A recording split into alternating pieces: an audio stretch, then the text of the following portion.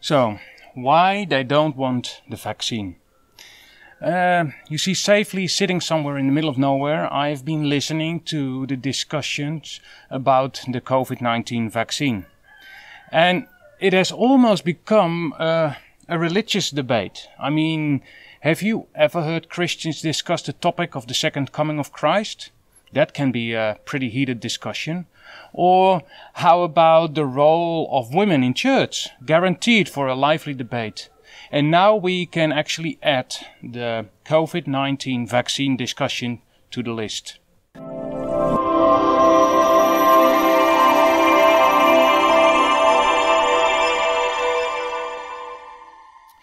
My biggest concern is the total misunderstanding of the stance of the so-called refusers. In the media, on the streets, among the politicians and among many worried people, there seems to be an idea that those who object are mostly anti-vaxxers or conspiracy thinkers. And true enough, probably there are anti-vaxxers among them, as well as people with a very wild imagination. However, I by no means am against vaccines overall.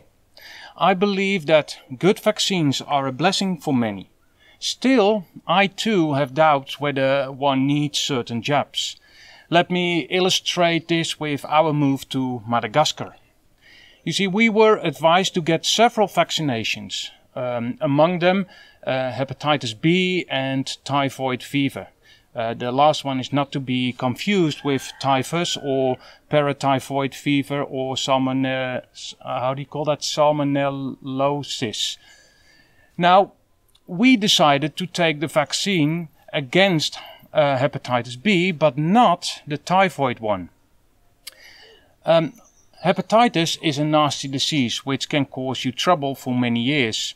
And it's not hard to get it when you are treated, for example, with contaminated material in a hospital. And I don't know whether you have seen the hospitals on Madagascar. Well, I will spare you the details. But then, typhoid fever is a different matter. It is not hard to contract it either. Typhoid is spread by eating or drinking food or water which is contaminated by feces from an infected person.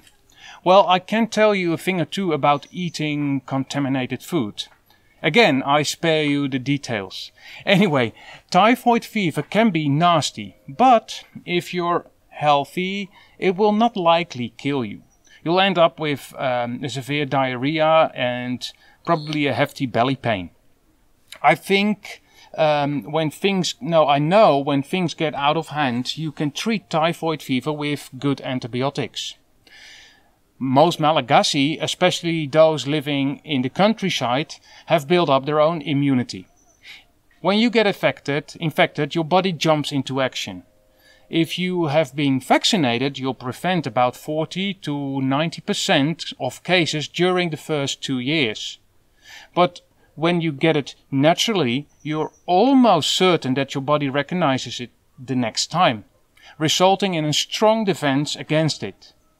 By now, my whole family, my children and my wife and I must have had it, and whenever we eat somewhere along the road, we are not worried. Well, not overly worried, that is. Still, if you're a tourist and you want to experience the Malagasy life, I would recommend this vaccine. I wouldn't tell you you have to, but you can think about it. Why? Well, you see, if you pay a few thousand dollars or euros on traveling to Madagascar, you don't want to end up in bed for 2 weeks or longer, right? Anyway, so far for my example. Let's talk about the vaccine for COVID-19.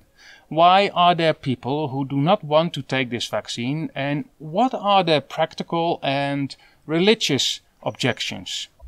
Now, before you think I have done all the research myself, let me tell you about GAP.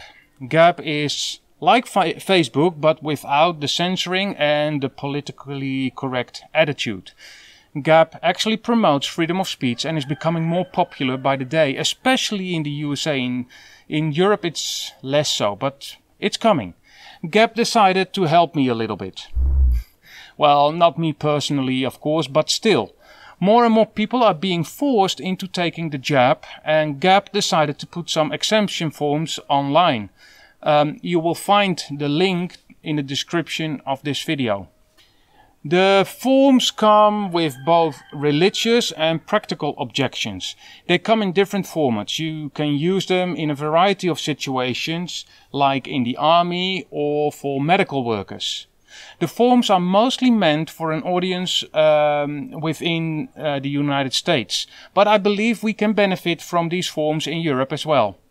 I'll mainly read from these forms and will clarify when needed. So again, all credits will have to go to GAP. Good, I will cut this video here so I can upload it. In the second video, I'll read to you from the list of practical objections. In the meantime, you can hit that sub button, or even better, you can start following me on Odyssey. You will find an invitation to Odyssey in the description of this video. And if you accept my invitation, we'll both receive some free LBC. Isn't that nice? Also, in the same description, you'll find ways to support me. Okay, time to watch the second video. Here we go.